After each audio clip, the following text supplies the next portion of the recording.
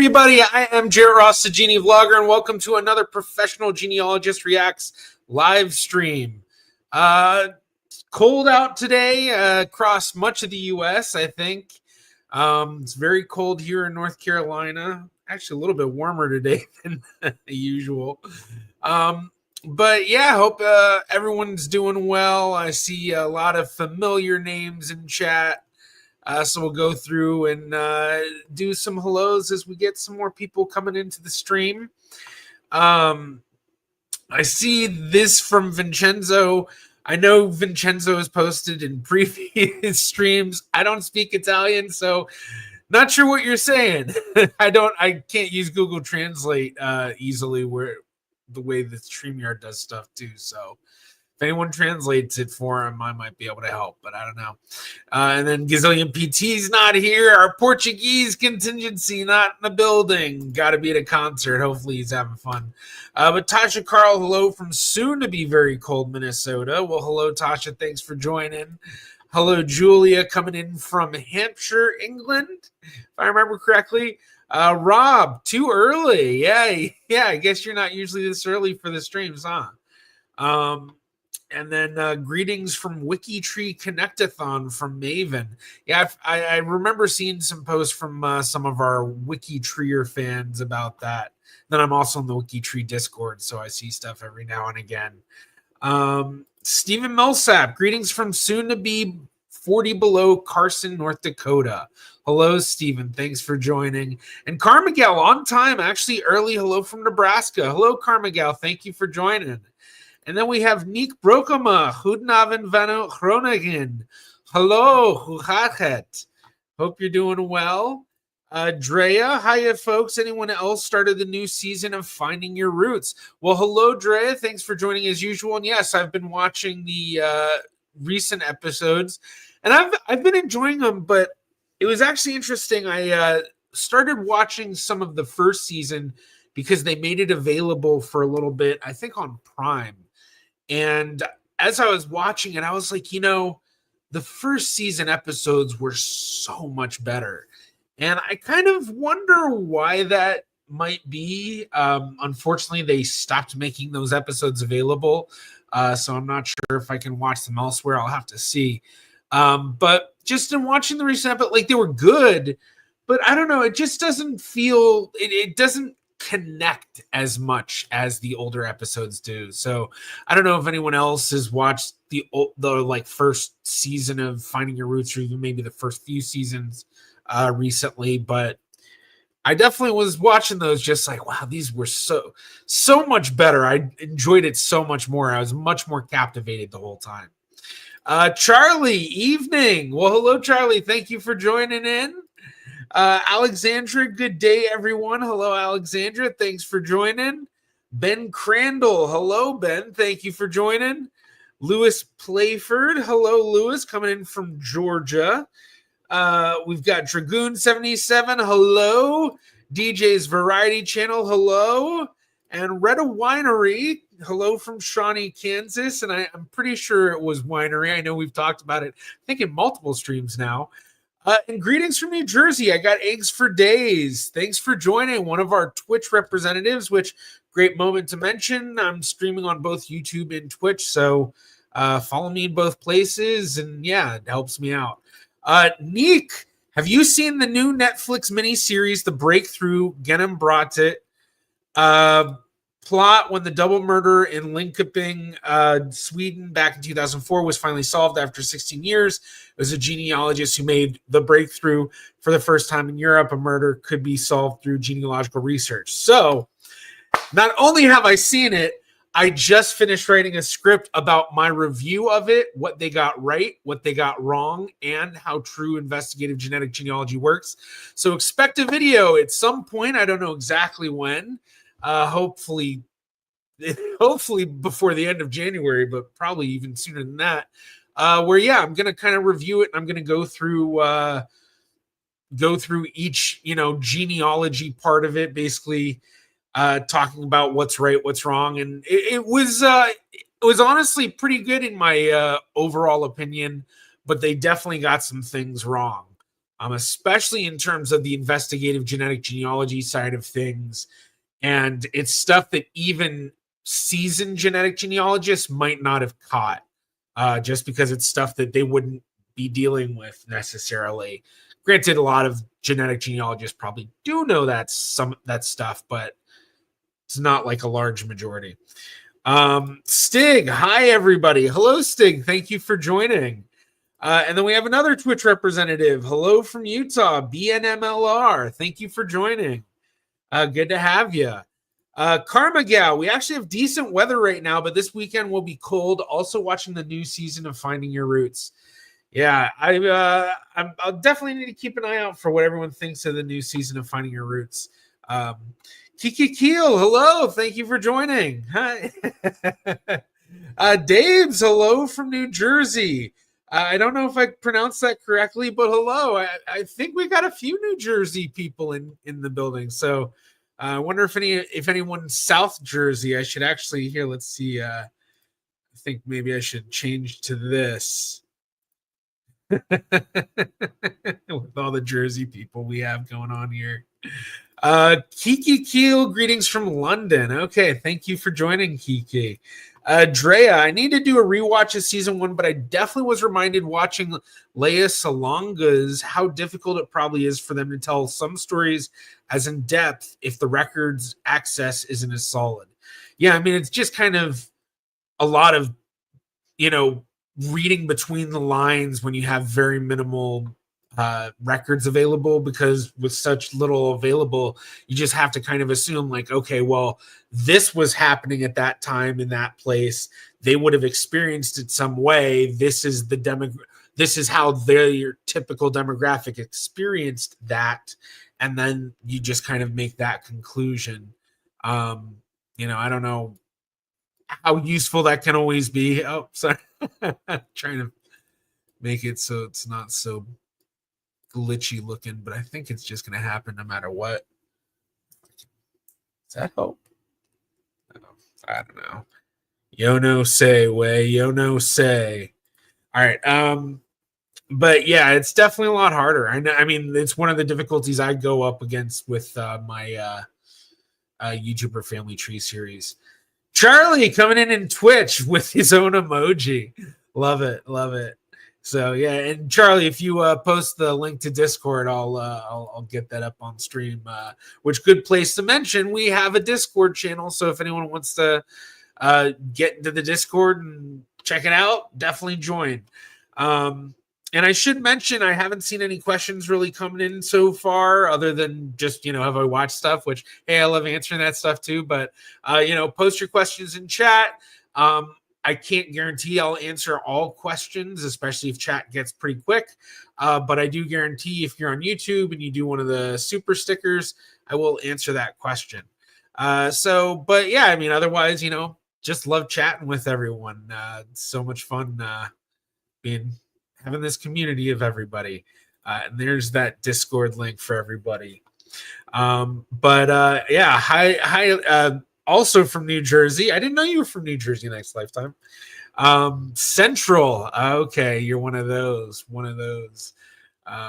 And then I got eggs for days, South Jersey. And of course, with not a surname, a username, eggs. I got eggs for days. That's got to be South Jersey chicken farmers, which, I mean, this map, that's kind of it's not all about the chicken farmers, but a lot of the chicken farmers make up this map. So this map is of here, I'm going to move that. The Jewish communities in New Jersey, which my family was one of the founding families in one of the most well-known communities there. That's the Alliance Colony. And so this is a map of all the synagogues throughout South Jersey, from all the various communities, because a lot of people don't know there's a lot of Jews in South Jersey, and a lot of them were chicken farmers, because in the 1930s and 1920s, the philanthropists that were helping Jews immigrate to the U.S. basically realized that was the easiest way to get people set up and living as farmers, was have them do poultry farming. It was a lot easier than, tilling the land, which is what the original Jewish colonists did in the 1880s. But yeah, so this is that map, and I go to South Jersey all the time. I stay in Vineland or Alliance, Brotmanville, Norma area, but usually I'm either staying at a hotel in Alliance or I'm staying at the house of one of the families that still owns land there. And yeah, it's a pretty cool, close knit community for a lot of descendants. Carmigel, Leia's story about her mom recalling her time as a child during World War II, her heart had to be pounding. Yeah, that definitely that.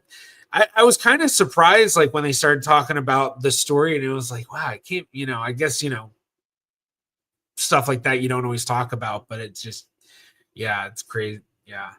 I will say I was kind of half paying attention to that episode. I was writing my script for upcoming stuff. Which I need to change this background. That's way better. Oh yeah, that's a lot better. I think. Whoops, hit enter too early. Was going to say my library also has season 1 and a couple others via Hoopla if yours has that. Interesting. I never thought about that. I guess I'll have to look and see if they have that. Because I have a Wake County public library card. So, yeah, it started to load. Oh, you were missing out. you got in too early.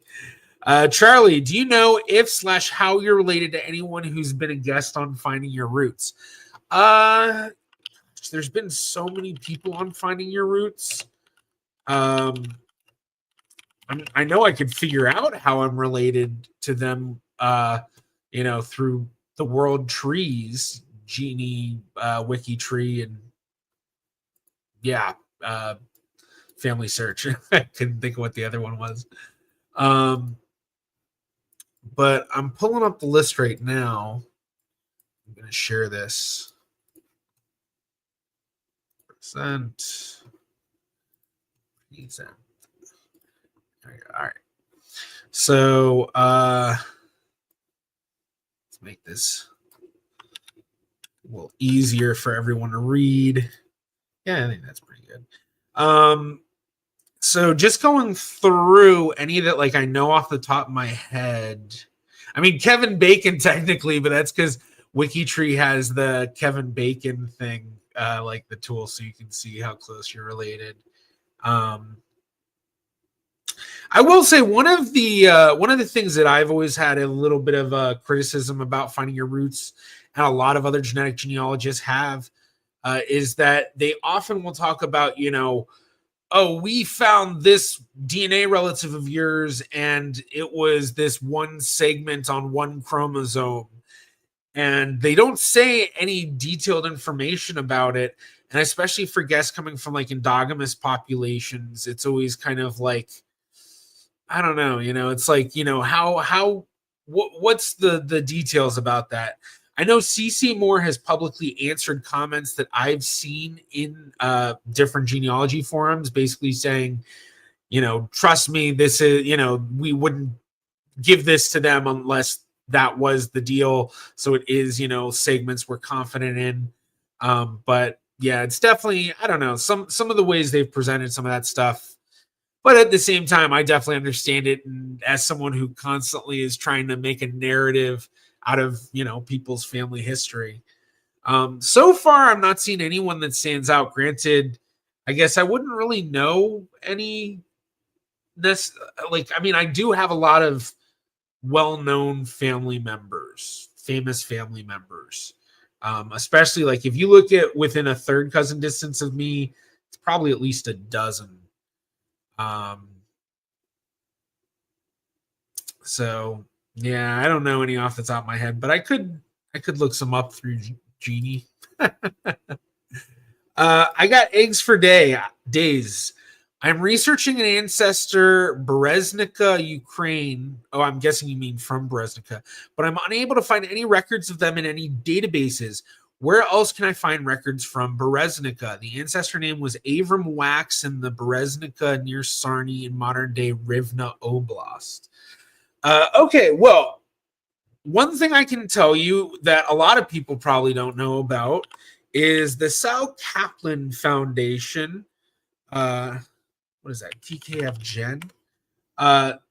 This is a website run by a wonderful genealogist who I've talked to many times. He actually has like a whole area on his website dedicated to me.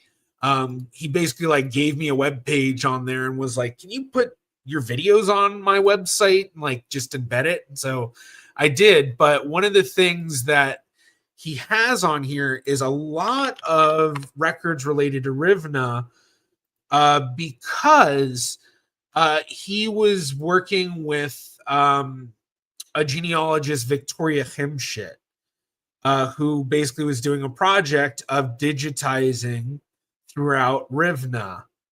And I don't know exactly where Breznica is. But I would suggest checking this out. I'm going to post this in chat. So that's, but check out this website. There's a lot more in here. I always found his website a little difficult to kind of find everything. Trying to remember. Yeah, see Jarrett Ross's video. So here's the whole page. And then, I mean, these are all videos that were related to my Ukraine research and stuff like that. And just the South Jersey stuff. So trying to find, basically he has a page for Victoria too.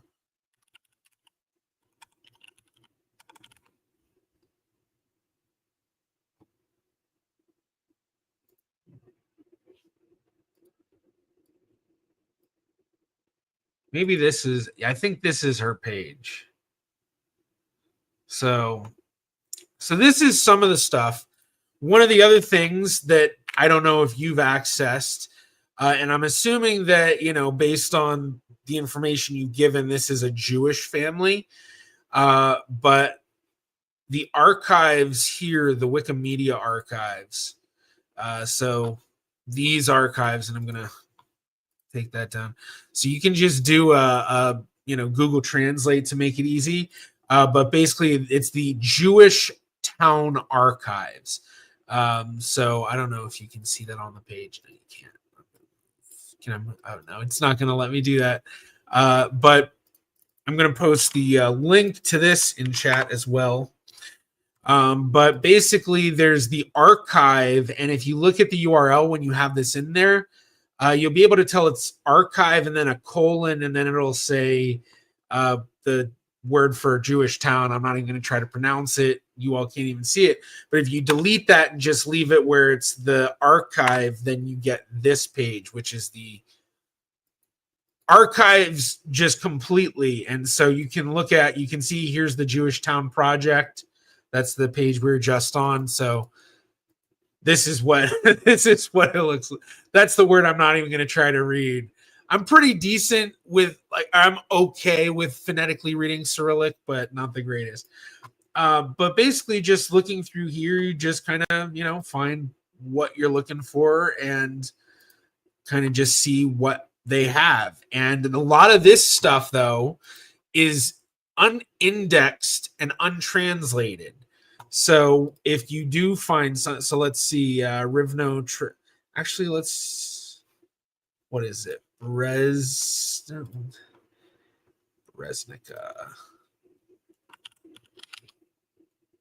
So I don't know if this is Breznica, but maybe. And there we go. We've got some marriage registers, birth registers. And then this is the book. You just load up the PDF. Make it big. There's 105. Can you see that on the screen? Yeah, you can. And yeah, you just scroll through. And so this is the thing. You've got to be able to read it. But these are unindexed records.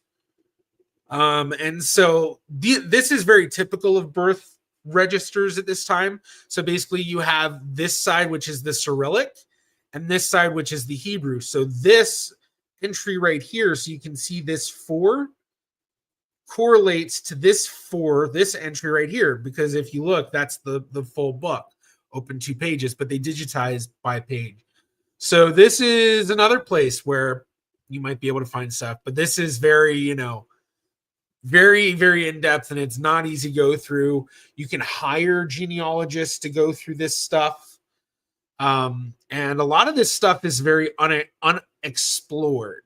It's only recently been digitized, so it's only been largely explored by people going to these archives and reading through these books. And then the only things known about this stuff is if people actually wrote about it in some form. So this is, something that you're really not going to find anywhere else. Eventually, this may be indexed by like Jewish Gen or something like that. But yeah, this might be where your ancestor is hiding. And you said Avram Wax, which at this, Wax would be Vax, which would look like a B, a capital B. And then Avram's pretty easy to read for me. Granted, I've been going too fast to, get it, but like, I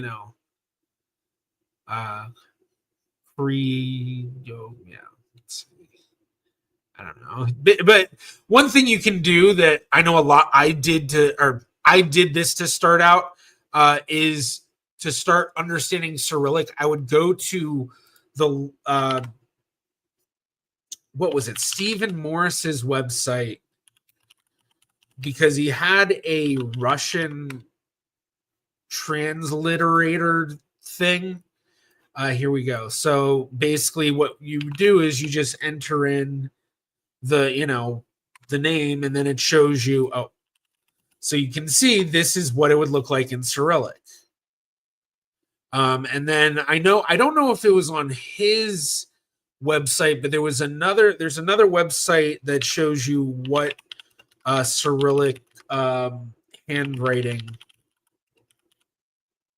looks like.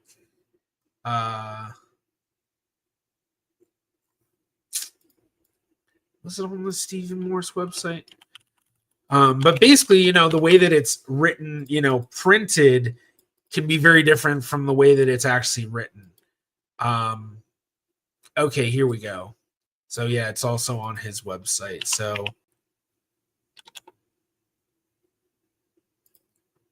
the facts.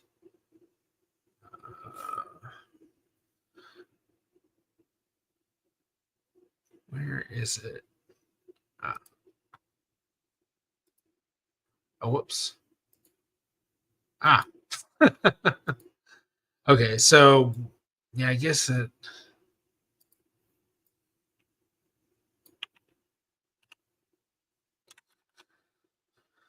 Oh, there we go.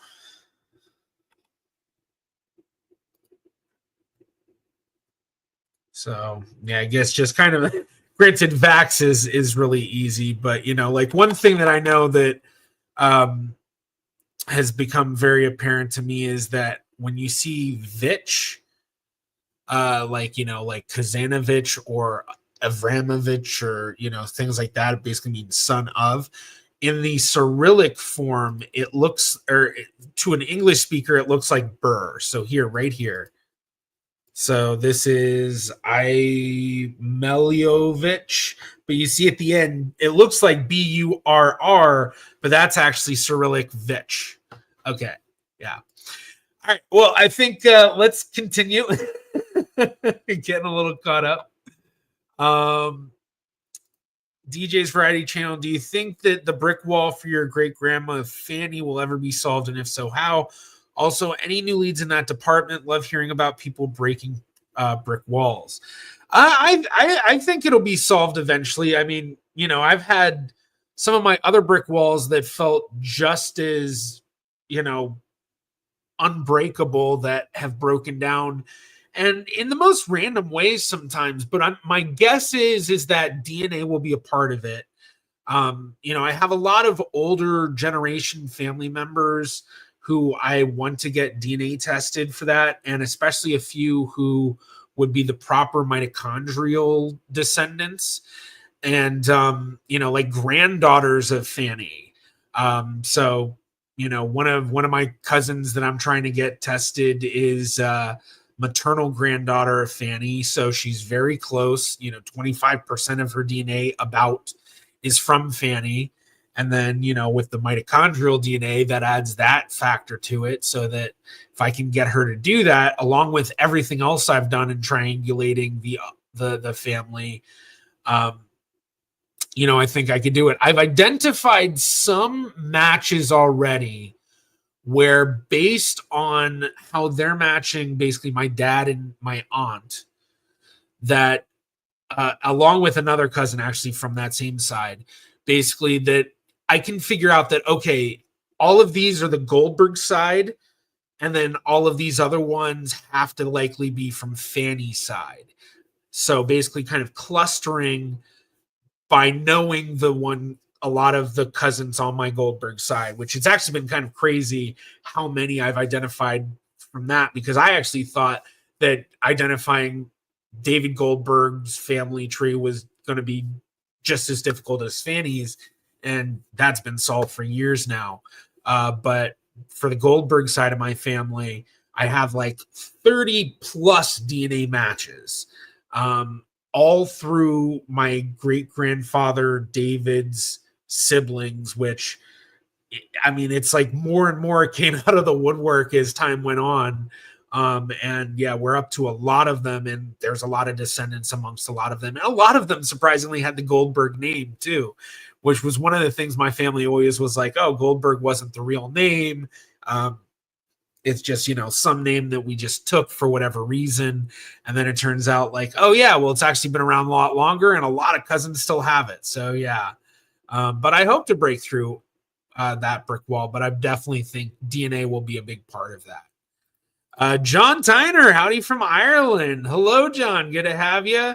Not had a great week personally, but getting over it. Well, sorry to hear that, but I know WikiTree's got the whatever-a-thon going on right now. I can't remember what it's called, so hopefully you're having fun doing that, because I know you're one of our WikiTreers. Julia Joyce, I wish Finding Your Roots was broadcast in the UK. We used to get the USA version of Who Do You Think You Are, and that was good. I will say, I actually got a VPN just so I could watch a lot of genealogy shows from around the world, especially ones in the UK and ones in Australia and New Zealand. And that might not be a bad way to look, from living in the UK to get some of the US programming. Because it's honestly, VPNs aren't that expensive, and that's the best use for them, in my opinion. My knowledge. We got another Twitch person, Freya Joseph 00. Hey, I'm good. How are you? Yeah. Neek Brokema, Carrie Sven Houten, Game of Thrones was in the Dutch Finding Your Roots. She's my sixth cousin once removed. Oh, she was in Verbogen Verleden? Or wait, is it Verleden Verbogen? What is that? Verleden Verbogen? I got it right. Verbogen Verleden. Okay. Yeah, I actually I've watched a few episodes of that in my attempt to learn Dutch. Dus ik leer Nederlands. Yeah, but very cool, very cool. Six has once removed. Actually, speaking of that sort of a distance, my fifth cousin, 4 times removed, I believe it is, was just voted the what did he just get voted? Amsterdamer.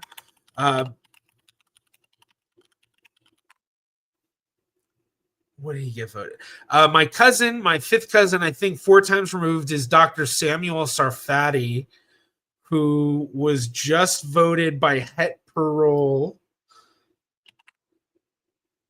as something. What was it exactly?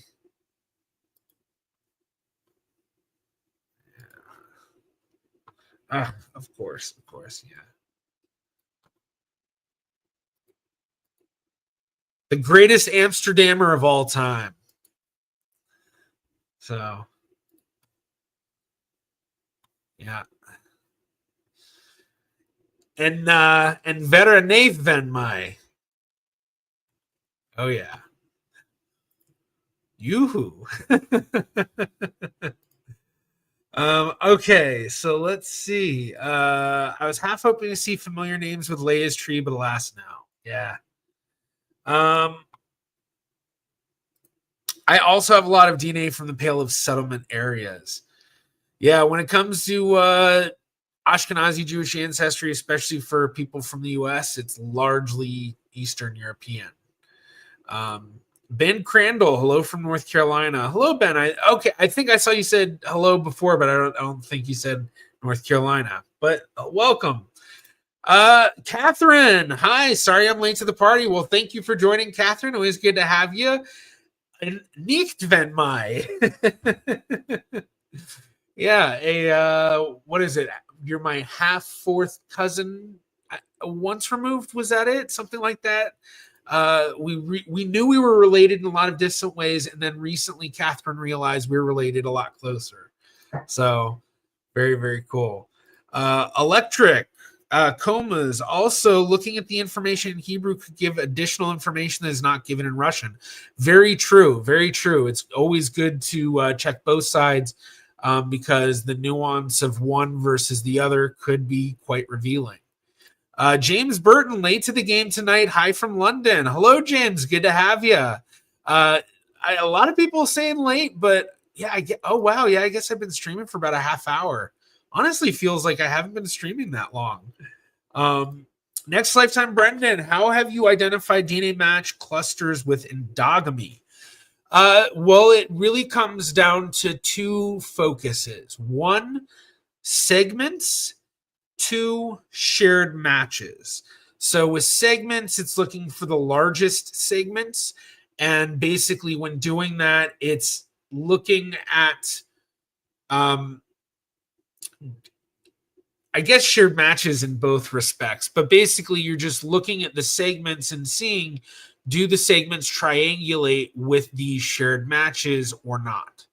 And then in terms of shared matches, you're comparing your match to these shared matches and looking at how much are you both matching this person, because the shared matches that both match at a high amount or a significant amount will stand out. Like, one of the things I've noticed in genetic genealogy is just by scrolling through the mass amounts of lists of matches and shared matches, you'll notice patterns. You'll basically notice, you get to page 4 or 5, and all of a sudden it's a lot of, 23 cent or not, let's say 43 centimorgans that you're matching these matches, and 20 centimorgans and 15 centimorgans and stuff like that for these other matches. And you're scrolling along, and then all of a sudden you see one where you're at 41 centimorgans and they're at 50 something centimorgans. It's like, oh, that actually stands out. And I found that even with my Jewish endogamy affecting the way that I'm matching everybody, and all of my family members are matching everybody, when I look at that shared match list, I notice that the significant matches are matching both me and the other match at a significant amount. And it's not that much, 40 centimorgans and 50 centimorgans, but it's an outlier from what we see as the typical. And that's the sort of thing that then makes it such a significant match. So it doesn't rule out the others and, the other shared matches, because especially for a lot of families where you have the paper trail to show some of these DNA matches that, are 15 centimorgans, but, their parent tested and that parent was 50 centimorgans, and then the grandparent also tested and the grandparent was 120 centimorgans or something like that. And so it's like you can see how it does that. And I actually have one of those shown in one of my presentations about overcoming issues of endogamy with Jewish DNA. But yeah, so that's just how you identify match clusters, is basically identifying those shared matches where it's a significant amount of shared DNA between both of you and the match, or triangulating the segments between you and those shared matches. And I don't know if MyHeritage still has it, but it used to be that you could download like the match segments information to then upload to DNA Painter, so you can then compare that to what you've been able to DNA paint, but you could also see where everybody's matching up on specific parts of the chromosomes. So in a sense, what you can be doing is focusing on that where you're clustering by those segments. Doesn't work quite as great, but just a few things that, people can do to get over that stuff. All right, I'm going to jump forward a little bit because I realized I'm about 10 minutes behind with that one.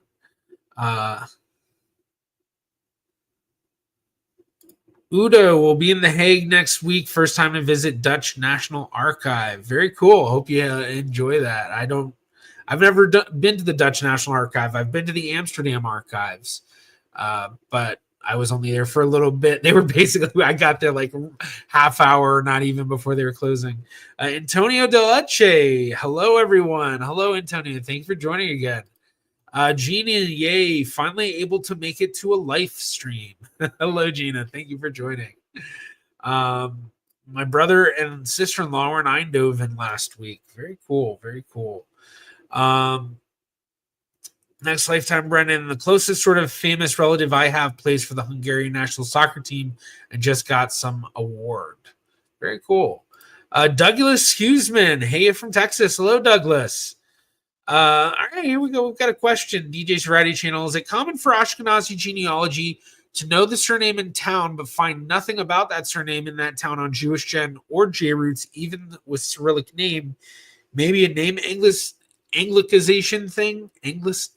Why can't I say the word right now? Okay, everyone knows what it is. Okay, yes, and sometimes this actually comes down to the fact that these families had multiple names, or it wasn't even anglicizing the name. It was more a fact of just having a completely different name for some reason. So a great example for my family and a couple of them. The first one is my family that came from Tolchin in Vinnytsia Oblast. And that family, we knew them as the Waxmans. Well, I was lucky enough to have gotten in touch with Sergei Fizulyanov, a researcher in Vinnytsia Oblast, who I hired to go through the records in Tolchin. And I gave him a list of the specific births and deaths and marriages that I knew to expect. And he went above and beyond looking at everything I had and basically saw that the family wasn't Waxman, even though there were Waxmans in the town. Vaxman would have been the Cyrillic version. They were Vaxer. And so if I was looking for just Waxmans, I would have been completely lost, and not being, really good with Cyrillic, it probably would not have really caught on to the Vaxer Vaxman thing. Maybe would have, but, probably not. And so him having the knowledge and the know-how, being Ukrainian, he could identify that and was able to build out the family tree and then even identify a bunch of stuff that I didn't even realize was there. Like, he really went above and beyond.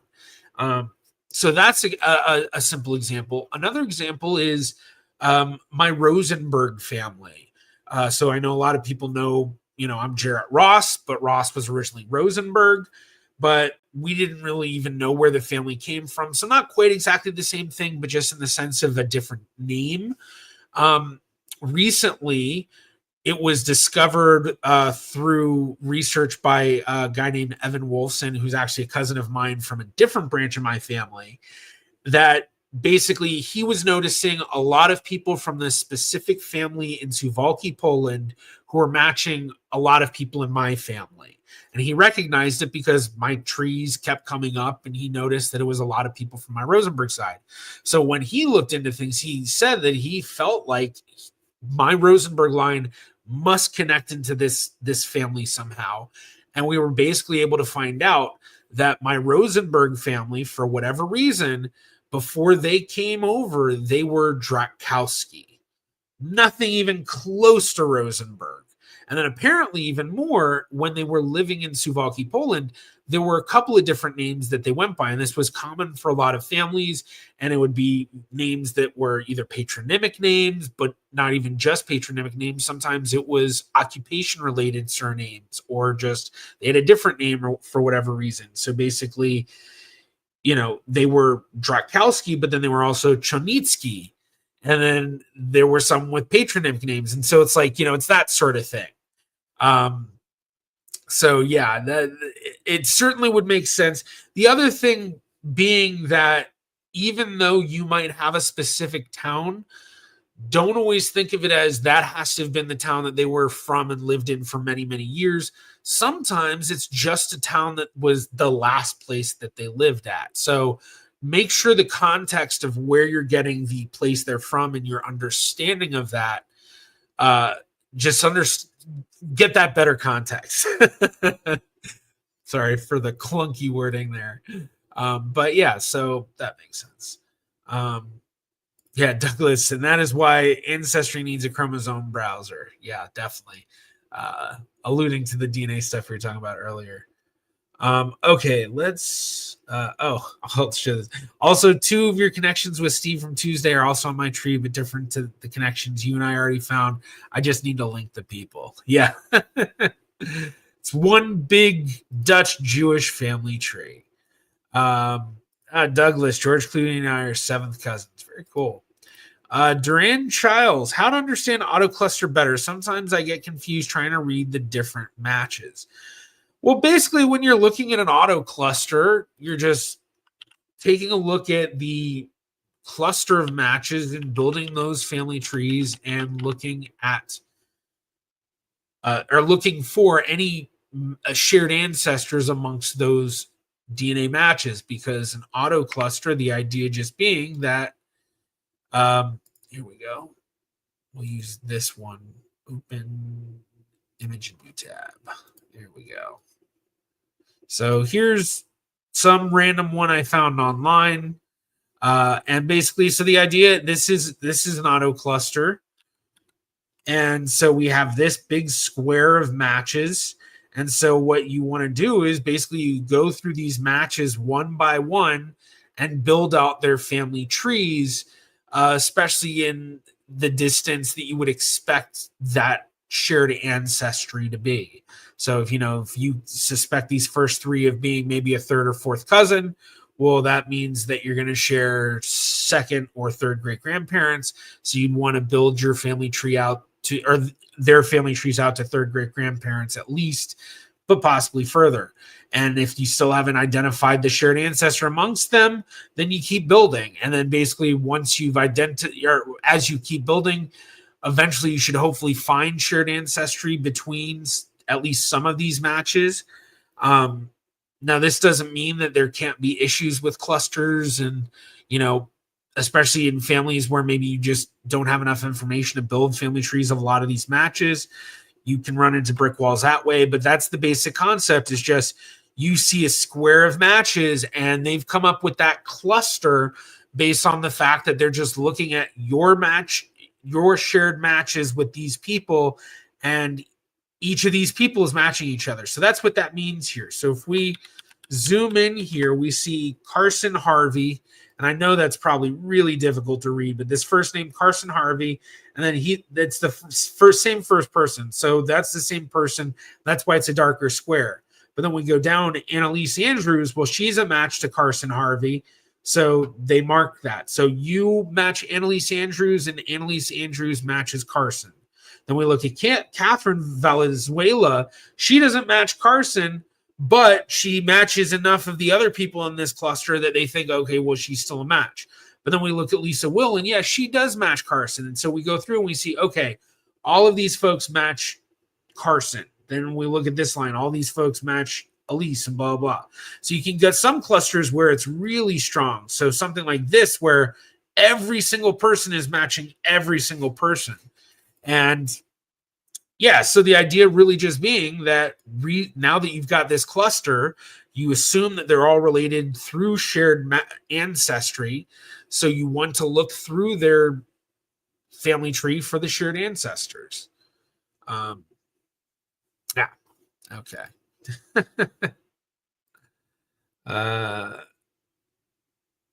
Oh, interesting. Yes, I can stream PBS America from UK without a VPN. Loads of episodes to watch. Oh, that's cool. We can't do that with BBC stuff. BBC does not allow Americans to watch much. There's something on my arm. Okay. Treya, your branding is so solid, and I've watched so many videos that when you said I'm Jarrett Ross, my brain finished the genie vlogger. That's funny. That's good. I have been saying that for a long time, and I have to admit that I really felt like sticking with that statement. Hello, everybody. I'm Jarrett Ross, the genie vlogger, because the first time that I was like talking with Mr. Beat, he said something about how he really loved that intro and that I should make merch that says hello everybody and like, really merchandise that, which I've always felt like I should, but I just haven't. But yeah. I also recently did the auto clusters for my grandma and granduncle, and it's definitely a bit confusing. There's 1 to 2 clusters whom I know exactly who they are in the relation, but most no idea.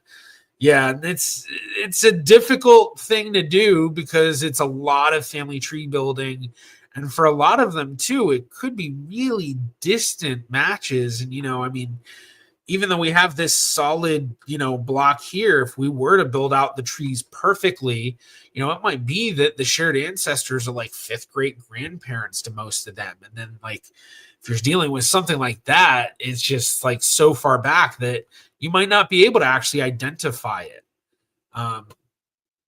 So yeah.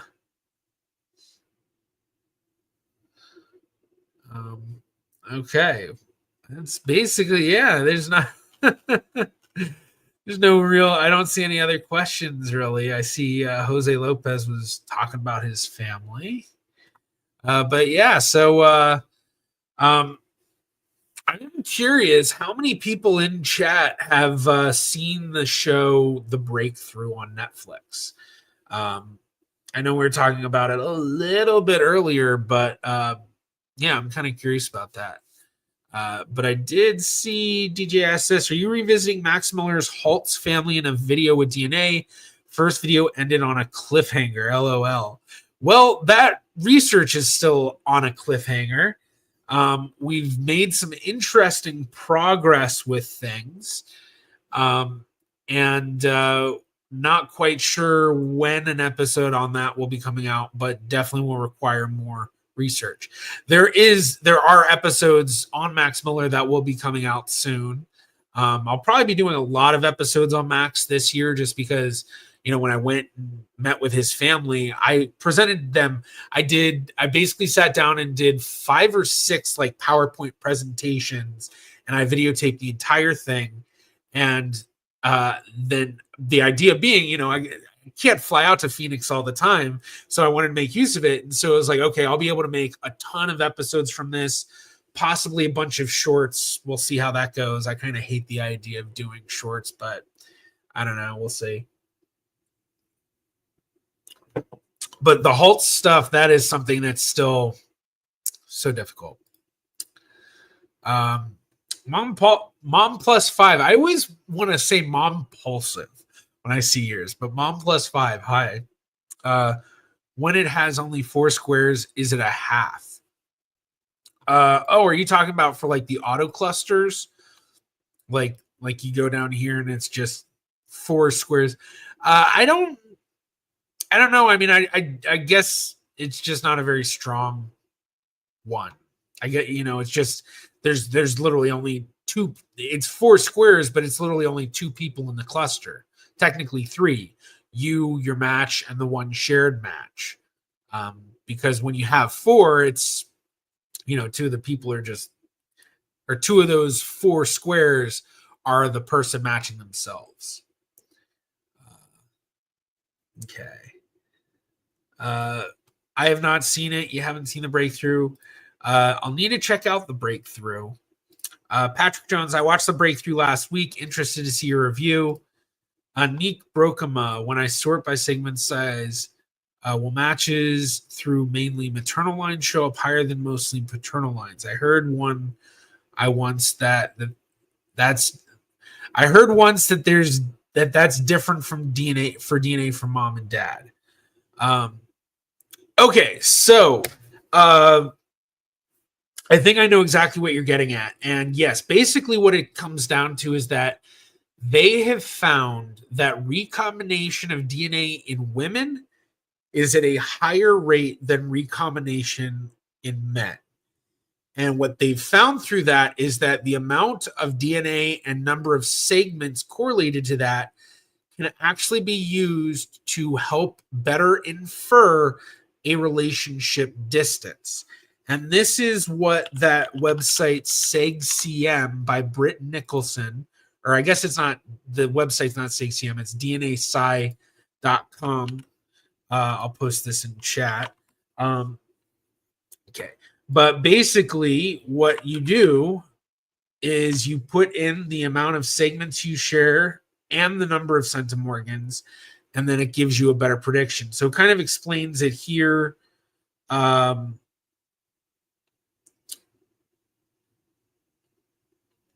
I guess I'm not going to go through it here, but like, let's just say, for argument's sake, let's say it's like 680 centimorgans across 24 segments. And so then you can see that it gives you specific probabilities based on maternal or paternal lineages. So we can see that, great aunt, uncle, niece, nephew seems to be the highest probability, but even more, the highest probability within that, but not by much, is that it is a either paternal maternal link or a maternal paternal link, basically meaning either your father's mother or your mother's father. Whereas the other options are paternal paternal, your father's father, or maternal maternal, your mother's mother, which is the least probable of these, but still probable. But then you can see same thing. So I believe that's what you're asking, but I'm not 100% sure. But if it is, then yes, that is something that can be done. But in terms of will matches through mainly maternal lines show up higher than mostly paternal lines, I don't know the answer to that necessarily. I think it's just I think it's just a probability. But I guess in my experience, what I think I've found is that when it comes to segment size with this stuff, because there's more recombination in women, your maternal lines will have higher rates of recombination and thus smaller segments. So if you were to sort by segment size, I would think matches that were mainly paternal lines would show up higher than maternal lines. But I could be wrong. I don't know. I probably don't know the science well enough to really come up with a good inference about that, but that would be my assumption based on what I know, which I guess is more than the layman, but still. Okay. I see Jose dropping random facts. Did you know Guam was occupied by Spain some or 300 some years ago? Well, very cool. The more you know.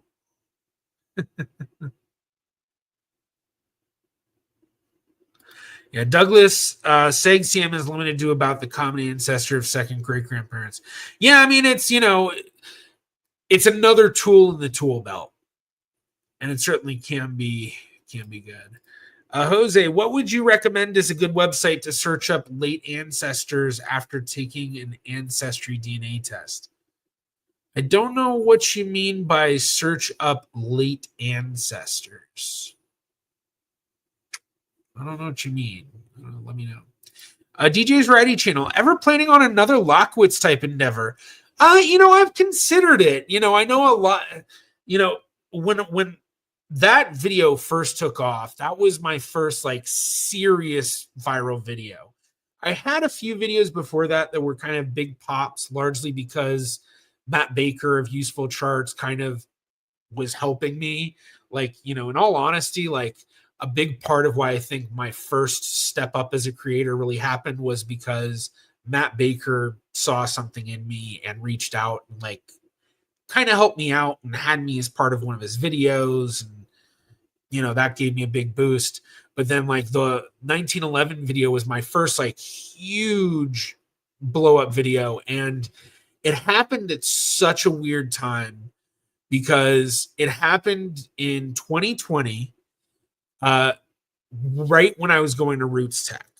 Like it was, I think I was in the airport or something, and I like looked at my YouTube Studio app, and it didn't register. I was just like, oh wow, I'm getting a lot of views right now. And then it like all of a sudden I started to kind of look at the numbers. I was like, wait a second, whoa. And like then I got on the plane, flew to Salt Lake City, and then next thing I knew, I'm looking at my YouTube Studio thing as I'm like kind of in the Uber on the way to the hotel or whatever, and it's like gone crazy, and I'm like, oh my gosh. And throughout all of Route Set, it was just going nuts. And I remember it reached its peak the day that I was flying back, which was like March 7th, I want to say, March 6th, or it was like literally a week before it was like COVID in the US was officially declared like a pandemic and everything shut down and all of that. And it was like I don't know, it's just like this combination of all this different stuff going on at one time. And I basically ended up just like not cashing in on it very well. I like didn't release anything for a while, and then I think the first thing I released was maybe a reaction video, or yeah, I think that's what it was.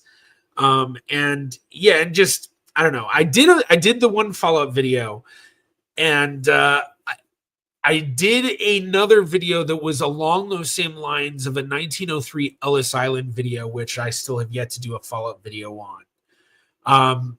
But basically, yeah, I guess the idea of like doing a Lockwitz type endeavor of, old video or photograph or something and identifying people in it, it's always been something on my mind. And I've had people actually message me about stuff related to that. Some stuff that's actually been really, really good. And I actually need to look into that now that I think about it. There was one that I remember someone sent me that was like, oh, this is actually really good. I've also had people who've sent me stuff updating the 1911 Lockwitz video. One thing being from Alex Kalzareth, who is a very good genealogist, a friend of mine that I've known for years. Although when he messaged me, I think I didn't really know him at that time, but he basically sent me a message being like, hey, I noticed this in that 1911 video too. I found this and this, and I don't make videos, but I figured I'd just give it to you in case you wanted to make a video about it. I was like, whoa, I looked into it and it was really good. So I don't know, maybe, there's a lot of possibilities for that. I might do it. I don't, part of why I was always so reluctant about really diving into that stuff is like, that research is so difficult and there's so much that goes into it. And with the 1911 video, that one literally was like, I wasn't even thinking about making a video. I watched the 1911 video and saw the license plate and just started doing the genealogy thing of like, can I find the license? And I explained it in the video, but it was just like going down the rabbit hole and identifying it. And then it was like, once I reached a certain point of identifying them, that was when I was like, I'm going to make a video about this. But I rarely feel like it's that easy. Like the research, honestly, in that was not that hard. Like, since then, it's been replicated a bunch of times. I also found out that it had been done multiple times before my video, which I've gotten so many comments on that video of people being like, oh, you ripped off this guy or that guy. Or I remember one guy went in and he like wrote the angriest comment about how I stole it from him and that he had posted it years ago in some random private group on Facebook. And I was like, dude, I don't even have access to your group. How would I have, like, what in the hell are you talking about? But like, I had so many of those, but then at the same time, like I see stuff all the time now about it. And people tag me a lot of the times. And, sometimes I think you can tell when people are, have definitely watched my video and then did their own, like you can kind of tell. But when people haven't, and have basically figured it out on their own, which I think a lot of people just end up doing, you can, it's like you see everyone kind of does it in like a slightly different way, but it's all basically the same thing.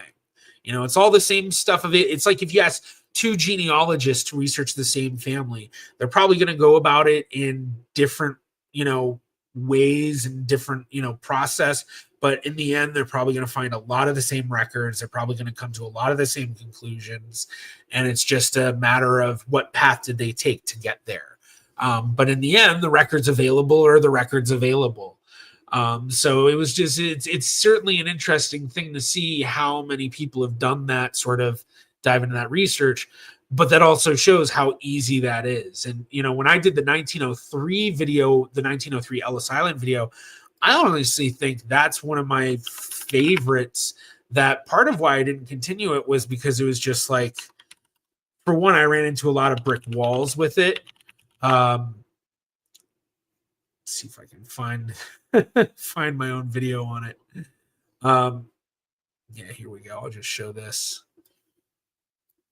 So this is the video, but identifying people in old film. And gosh, you can see how skinny I was back then. I want to say, I don't know if a lot of people know this, but like 4 years ago, I lost a ton of weight.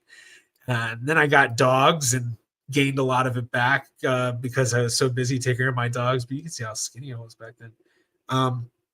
But basically, there was this, film of Ellis Island immigrants arriving in 1903. And so I did a whole thing basically following that Lockwitz style research in figuring out who the people were. And I felt like I did a pretty solid job, and I'm pretty confident who I think the one guy is. I'm just going to play through it, I guess. I'll kind of talk about it. But like, I felt like this was definitely one that just, I don't know. I might continue it, but basically, I went and looked at, here I went to the Library of Congress to see when was it actually filmed, and everyone says July 24th, but that was the copyright. It was actually filmed July 9th. So then I look at all the ships that arrive on the day of July 9th, and then I talk to, I'm not going to be able to I can't remember his name, but I think it's Barry Moreno, who's like the historian for the Ellis Island Museum. And like, he's like the knowledgeable guy on Ellis Island. And so I asked him, like, what could you tell me that, based on this information that might be helpful? And the main thing was that, you see in the video, this guy walking with papers, and that is the manifest, like what we see on the screen here, the manifest, like that's what the guy's carrying. And he's like, that has to be the immigrant inspector. So what I did was I go through the manifests of all the ships that landed that day and look at who were the immigrant inspectors, found the immigrant inspectors, tried to find photographs of them, found photographs of most of them, and then compared those photographs to the guy in the video. And I felt like I was pretty confident in who I concluded it was. So, you see all the people getting off here. I'll show it in a second, I'm sure. But basically, it's like the first people getting off. But I mean, I spent literally hours rewatching this over and over and over, looking at every little thing about every single immigrant getting off that boat, looking for, could I see just one little tag that maybe said where they were coming from? Like, okay, and this first guy right here getting off the boat, he was one I focused on really heavily because one of the boats had this one guy getting off first before anybody else. Yeah, I think this is the part where I'm talking about it. So this guy, so it was like, okay, this guy might be of some importance. So I was able to figure out it might be this Italian government doctor who like came over to the US all the time. And, yeah, I don't know. So I've done some more videos like that, but I mean, it did get a pretty decent amount of views, I guess. Yeah, 29,000 over 4 years. But yeah, so this guy, Giuseppe Ricci, I'm pretty sure that was the first guy. But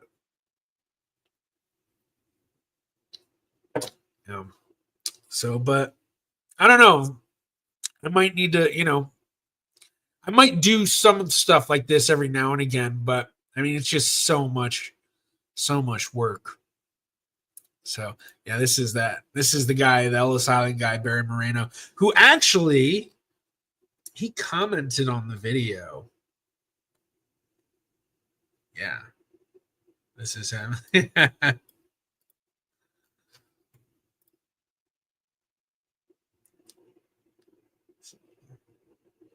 Yeah, the immigrant inspectors. So I had to go through their handwriting and figure out who they actually were.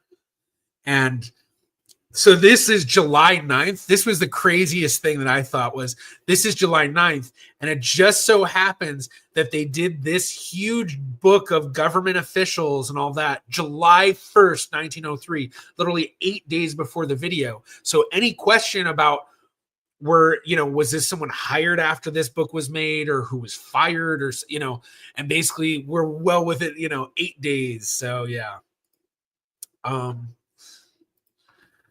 Yeah. So yeah, I'm gonna post this in chat because I'd love for everyone to go watch this video afterwards. But okay, so let's see.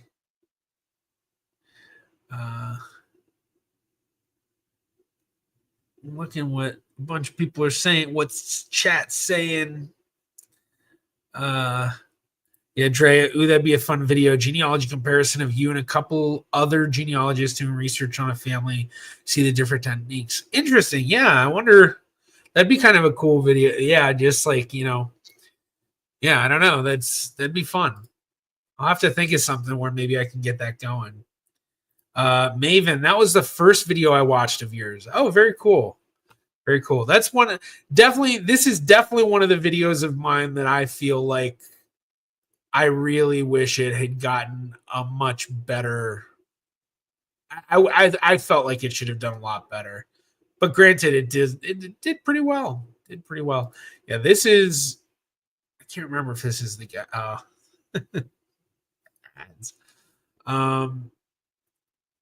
Julia can put a link in the chat for the Ellis Island video. Looks very interesting. Oh yeah, I can certainly do that. Yeah, this was my favorite. Like the favorite document to find was this guy because we have the photograph and then we have his signature, and he had the hardest signature to figure out, but we know it's definitely him because look at that. Look at that. That's the signature on the manifest from 1903. And this is his signature from, I forgot what this record was. Yeah, that's definitely the same guy. That is like no doubt about it. But I'm pretty sure even more like, so yeah, this is, so here I do a side-by-side comparison. I am pretty sure this is the guy I think, oh, wait, no. Was it this guy or was it the other? Because I remember it came down to the ears were the biggest part. This was the other. Yeah, I think it was. I think he was the one I felt was most likely. And then if you notice it, look, he grabs that woman's arm, and that's what I started looking into. There was if maybe she was being detained or something, but I just couldn't figure it out, unfortunately. Yeah, I think I've been around since the Matt Baker collab about royal ancestors. Very cool. Yeah, that one's old. I see people post that all the time, and I remember when he first contacted me about that, I was like, how do I go about this? Because it's one of those things that as a genealogist, I think a lot of us kind of hate because it's the thing that, when you do talk to people, it's like, oh, would I be able to figure out if I'm related to royalty? And it's just like, yeah, maybe you can, blah, blah. And then I just, after a while, for one, I was like, okay, well, I want to collab with Matt because, it was a huge opportunity. And it really was a, big step in my channel's history. But yeah, it was a pretty decent video, I think, in the end. But I definitely kind of felt like it was like, yeah, definitely not something that like genealogists will really enjoy as much. Douglas, my grandmother has her DNA on Ancestry. Very cool. PZ, first video I watched of yours was your My Heritage Results one. I was hooked after watching that one. Yeah, and I'm probably going to be doing a updated My Heritage Results one, and I'm probably going to go through all of my results once My Heritage finally rolls out their updates whenever that happens. I know we've all been waiting for it, so hopefully it's somewhere soon. But Maven, I take it back. The first videos of yours I watched was about Dutch genealogy. Okay, yeah, that was still back in the days when I was doing the Casey Neistat style vlog thing, I think, where it was like I'd film myself doing something and then I would talk about what the video was about. I can't remember if maybe I'd stopped doing that at that point, but yeah, cool. Rob, reading a book called The Lost World in the Amstelbach Corner Life on Vloenberg about the Jewish neighborhood in Amsterdam, written by Martin Hell. I know exactly about that book, and he did a talk not too long ago, I think, with the Sephardic genealogy group about that book. Yeah, right here. You can see it's one of the ones I watched. Yeah, post that in chat for you, Rob, if you haven't seen it. But yeah, that's a great book. Very interesting. And I mean, he goes in depth into the neighborhood. And it was really crazy for me to watch, because I remember when I was in Amsterdam, there was something about the Waterlooplaan that like just really, like, I don't know, something about it that it was like, you know, it was just a station and all of that, and then the market out there, but it was like, this feels connected, you know. Granted, it was right there in the Jewish neighborhood, but let's see where they show. He's got like a part showing the map. Yeah, so it's like this area unto itself. So I can't remember which one it was. I think it might have been either a Reacts video or maybe the Matt Baker one. Interesting. Yeah, my content is very different than it was when I started. Yeah, Karma, I think my first video of yours was a relative race reaction video. After that, went back and watched other videos. Gina, if they do LOL, I hope I'm wrong, because I really want them to update things. Oh, yeah, the MyHeritage update. Hopefully. Oh, DJ's ready. Yeah, I need to bring that back. It's a quick genealogy tip. If you know what that is, post an emoji in chat, everybody, if you know what that is. It's a quick genealogy tip.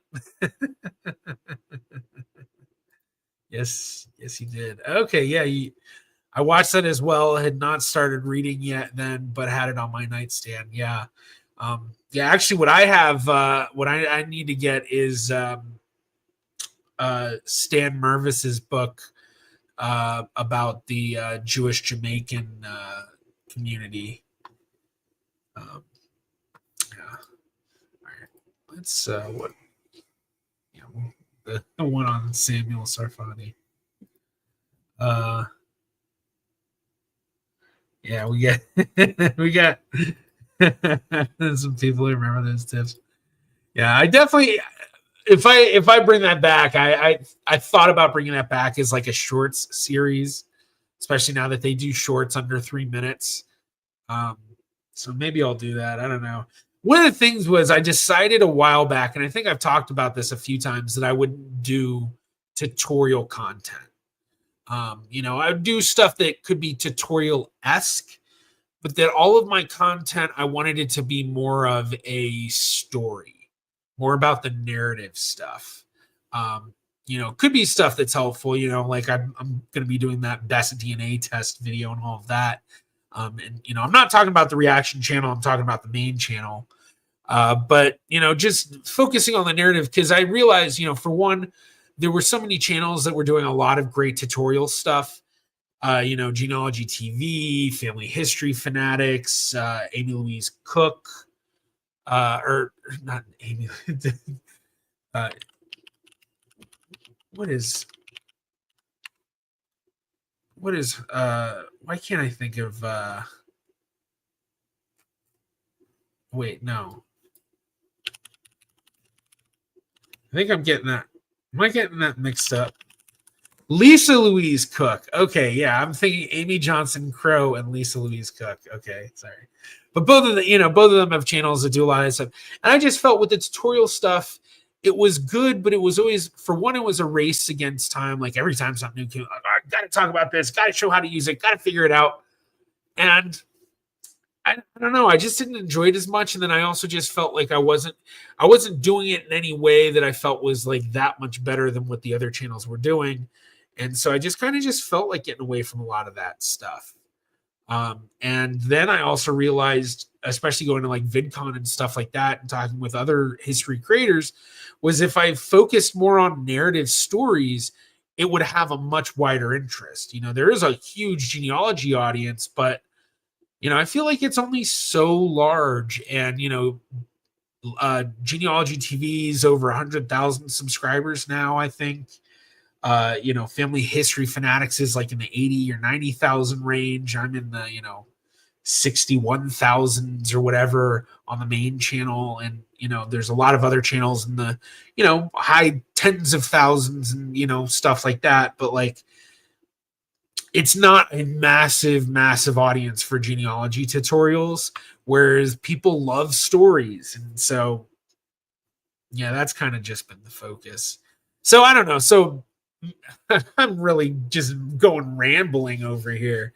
I think the whole point of why I started talking about that was just because with the genealogy tips, I'll do them as shorts if I do them. But yeah. All right, Ty. My mom's side is French Canadian, but my 23andMe had 80% Irish and only 8% French. Could that be from the genetic overlap between the two? I mean, possibly. I mean, when you say my mom's side is French Canadian, do you mean that like she's French Canadian and both of her parents were French Canadian, and you look at all of or is it that like you had a great grandparent who was French Canadian, and then the rest of your ancestry was something else? Because I know a lot of people in Canada have Scottish, Irish, English ancestry, and even though it says Irish and French, it might not necessarily be that. There's not, these readings aren't perfect. But like, yeah, I mean, even though it says Irish, it might not actually be Irish. It might be Scottish or English or maybe a mix of all of that. And at the same time, it could also be French, because French is part of that sort of Northwestern European ancestry. And so Northwestern Europe is a lot of correlation between population groups. And so when reading admixtures, there can be a lot of overlap in what we would expect. So yeah, you really, the admixture stuff really doesn't tell you much of anything. You need to look at your DNA matches and compare that against the family tree, and that will tell you what's really going on. Yeah, but otherwise it's just a lot of hypothesizing what it could mean, and there's a lot of possibilities of what it could mean. Yeah. So, all right. I just realized I've been going for almost an hour and a half. Whew. So a lot more chatting today than questions, which I don't mind. It's fun. It's good.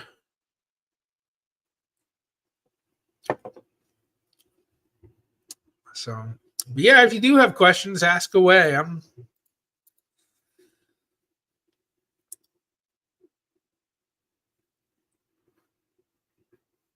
Yeah. I don't know how to answer this question, but maybe some of our English audience can. I consider myself to have English ancestry, or is it British from Cornwall? I don't know. Yo no say. 17.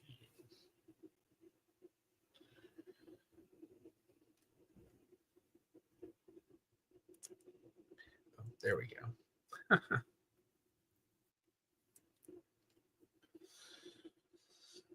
So, yeah, Cornwall is in England. It's southwestern England, if I remember correctly. And I know I remember correctly. I spent weeks researching Cornwall ancestry for Max Miller's family. Probably more than weeks, probably months, really. Yeah, definitely months, because not just the months, but then also, right? Yeah, maybe even a full year at least. Just need to update something real quick on my phone. Yo necesito un momento, por favor, mi amigos y amigas. Drea, any recommendations on what to do with a bunch of digitized old family photos and or with the photos as you're digitizing them? You know, in terms of digitized family photos, in my opinion, like, you know, I'd get those backed up, but I would also like share them with a bunch of the family, or like, I guess it depends on what sort of programs you have access to. Like, I have a Dropbox account, so I'd probably set up a Dropbox folder and share that folder with a bunch of family and be like, tons of digitized photos, check it out. And, you know, because in my opinion, that's the best way to enjoy it, is have as much of the family enjoy it as possible. But in terms of the actual photos, I don't know. You know, this is a big argument, I feel like, within the archival world about what to do with records once they're digitized. Because there are some archival entities that are like, we've digitized it, let's get rid of it. And there's others that are like, no, we don't know what we might be able to figure out in the future with this stuff. And, you know, so it's like, I kind of feel like I lean much more towards the latter.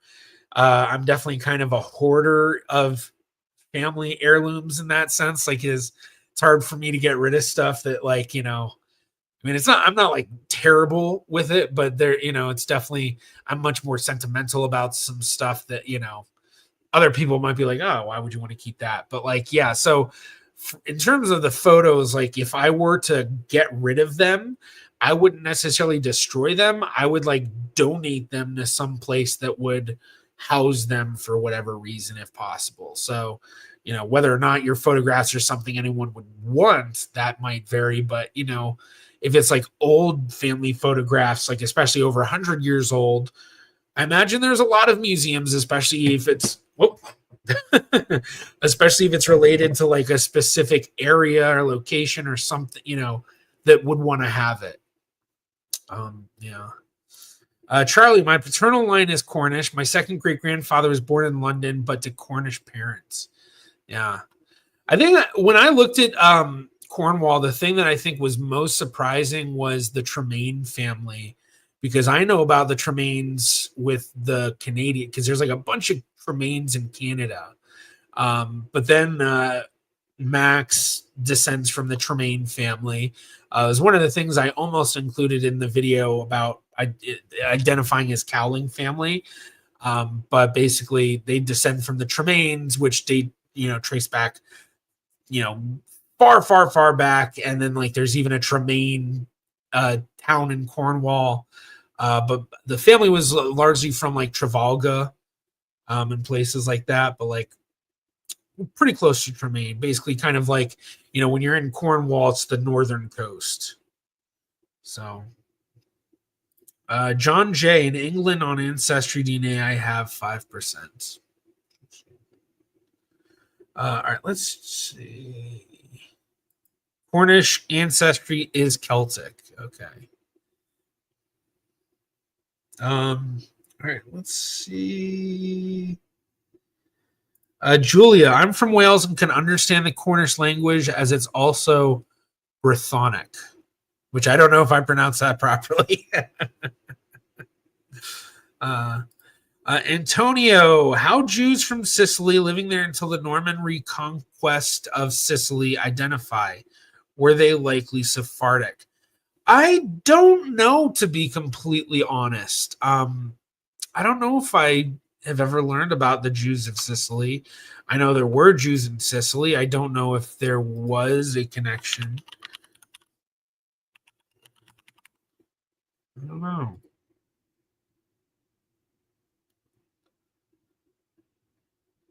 So, yeah, this is beyond my knowledge, I must say. So, you know, all of my knowledge is really more about the Jews in, you know, Tuscany, and mostly, you know, Leghorn, Livorno, you know, Firenze. Trey is a very common prefix in Cornish surnames. You did pronounce it correctly. Nice. Nice. Score. All right. Well, that's about an hour and a half. So I think I'm going to relax. I need to get this stuff going for the breakthrough video. And yeah, that's probably what I need to do tonight. I need to record that. So yeah. I guess what I should say here is if you have not gone and seen the breakthrough on Netflix, try to watch it. I don't know when my review will come out, but I will say it was quite enjoyable, especially as a genealogist. So yeah, it was good. It was good. So yeah, I see some questions coming in. Right, it says okay, that's kind of more of a statement, but Haas Moning, I received 2% Ashkenazi Jewish and 5.1% Middle Eastern Levant. Really caught me by surprise. Noise. Possibly. I don't know what site you're on necessarily. But yeah, I mean 2%, you're right at the margin of error for a lot of the tests. Granted, if this is a third party reading, then the margin of error is usually a little bit higher in the admixtures. Basically what you call a trace result in a sense. 5.1% is a little bit higher, but calling it Middle Eastern Levant, that's where I'm kind of like, which site is it on? Because to me, that kind of sounds like it's a GEDmatch calculator. Which if that's the case, then yeah, there's a much higher probability that it's noise. And I would trust much more in one of the readings of the main tests, like, Ancestry, 23andMe, Family Tree DNA. Not so much living DNA, especially because they just don't do Jewish readings. And then MyHeritage, maybe, but they're kind of notorious with their admixture about not the greatest results. Granted, if they do that update at some point in the near future, maybe things will change and be different. Thank you, Charlie. Please join the Discord server if you haven't already. And there's the invite. Big thank you to Charlie and Matt and Blackberry Rose and Chris, my admin mods who helped me out with a ton of stuff. Yeah. Julia, I had Levant on MyHeritage. Okay. Yeah, I guess that could be it is Middle Eastern and then is the overview. But yeah, so Drea, listening to you while digitizing said old family photos and just found clippings of the obituaries of my great-grandparents. First time I've seen these and just learned about a possible new sibling. Cool. Congrats. Well, hopefully that leads to some new big discoveries for you, Drea. So I think that's the perfect way to end this is with somebody having a great breakthrough on the stream. So wonderful to have everybody. Hope you all have a wonderful rest of your Friday or Saturday or weekend, wherever you may be in the world. Watch the breakthrough on Netflix so you can be prepared for the next video. And then Best DNA video will be coming out at some point. I don't know when, but at some point. So you all have a great time. I am Jarrett Ross, the Genie Vlog.